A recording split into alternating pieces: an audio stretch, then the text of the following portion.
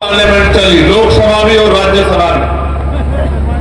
ये पार्लियामेंट 1997 में चली थी, जब रेलवे बजट में सुबह 6 बजे तक चली थी। लेकिन उसके बाद अगर चली है तो वक्त अमेंडमेंट एक्ट पे चली है, जो अभी 2 तारीख को और 3 तारीख को जो है पार्लियामेंट रात को 3, साढ़े 3 और 4 बजे तक चलने का काम हुआ। आप और मैं समझते हैं कि सियासत जिनके हाथों में होती है वही तय करते हैं कि माहौल कैसा होगा।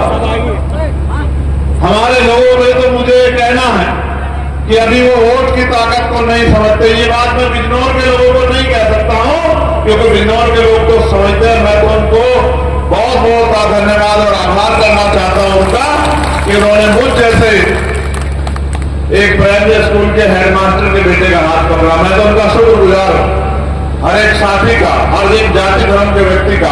लेकिन मैं सच कह रहा हूं कि देश भर में हमारी सोच ऐसी नहीं है। अगर देश भर में हमारी सोच ऐसी हो जाए कि हम दोस्त और दुश्मन को समझे और हम अच्छे एक साथी का साथ दें, तो मैं लिख के देता हूं कि संविधान की तरफ आंख उठाने वालों की ये सोच रखने वाली जो है, ये चाहत जो रखने वाली जो है, ये जो एक छोटी सी तादाद है, ये जमीन में दफन हो जाएगी उस दिन, जिस दिन आपने बात तय कर ली। प्यारे साथियों, मैं आपके और खाने के बीच में ज्यादा देर परेशानी नहीं बनूंगा, क्योंकि मेरा ये काम नहीं। आप जानते हो मैंने कभी ये कोशिश नहीं की कि मेरी वजह से आपको कोई तकलीफ हो। हाँ, ये सच है कि दौरे हालात ऐसा है कि अकेले नगीना से हम लोग इस प्रदेश और मुल्क की तस्वीर नहीं बदल सकते। आप यहां हाथ उठा के कह दो मुझे, मैं वचन देके कहता हूं, मैं आपका कर्जदार हूं, आपका भाई हूं। एक दिन भी नगीना से मैं बाहर पैर नहीं रखूंगा, एक दिन भी नहीं, 1 मिनट भी नहीं नगीना से छुट्टे 1 इंच भी बाहर पैर नहीं रखूंगा। आप बताओ कि क्या सिर्फ नगीना से उत्तर प्रदेश और देश के हालात बदल सकते हैं?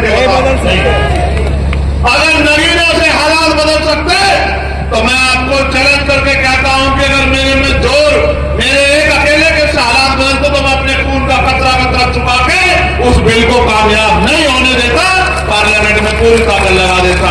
लेकिन वहां सर गिरे जाते हैं, वहां सर गिरे जाते हैं, सरों के आधार पर बटन दब के ताकत तय होती है। और पूरे मुल्क में लोगों की भी कमी है। जिन लोगों ने आपसे वोट मांगे थे, आप जानते हैं, चेहरे साफ हो गए, उन लोगों ने सत्ता में रहने के लिए आपका हाथ एक झटके में छोड़ दिया।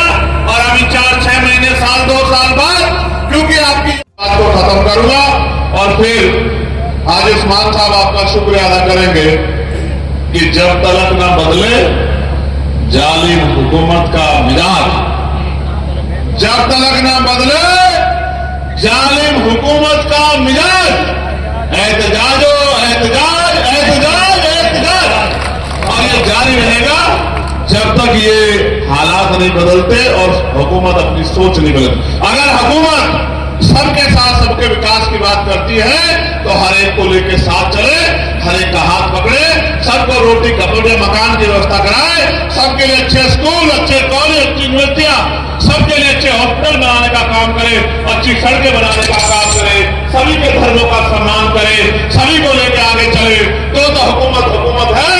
वरना जो हुकूमत जिस एजेंडे में काम कर रही है, मैं आपको कहता हूं, जिन कमजोरों ने इसका बनाई, इस हुकूमत की जड़ें काट के इसको ऐसी जगह दफन करेंगे कि अगले 100 साल इसके बीज भी आपको दिखाई नहीं देंगे। बहुत बहुत शुक्रिया। जय भीम, जय भारत। मैं किसान यूनियन संग्राम के हमारे साथियों का भी, और जिन साथियों ने यहाँ इस मंच पे मेरा परिवार है और ये सामने भी ये पत्रकार साथी भी मेरे बहुत सारे पत्रकार हैं, मैं इन सबका शुक्रिया अदा करता हूं।